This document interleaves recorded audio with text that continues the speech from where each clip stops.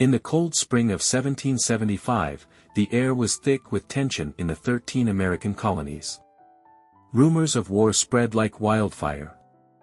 The British troops, stationed in Boston, had grown increasingly restless, and whispers of a planned attack on the colonists' supply of weapons reached every corner of the town. In the midst of this uncertainty, a young silversmith named Paul Revere prepared for what would become the most critical night of his life.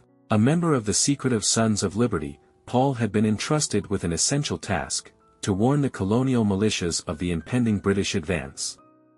The plan was simple yet ingenious. The Old North Church, the tallest building in Boston, would serve as the signal tower. 1 if by land, 2 if by sea, they had decided. A single lantern in the steeple would signal that British troops were marching by land, while 2 lanterns would mean they were advancing by sea. On the night of April 18, 1775, as the city slept under a canopy of stars, Paul Revere rode his horse to the edge of Boston. He waited anxiously for the signal, the wind chilling his face. Suddenly, a faint flicker of light pierced the darkness. Then another. 2 lanterns. The British were coming by sea. Paul leaped onto his horse and galloped into the night, shouting, "The regulars are coming." His voice echoed through the villages, rousing the sleepy farmers and shopkeepers.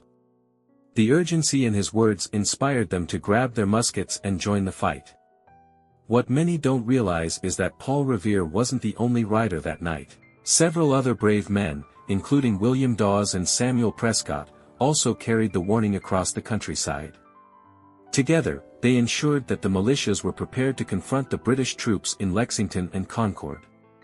By dawn, the American militias were ready. The "shot heard round the world" rang out, marking the start of the American Revolution.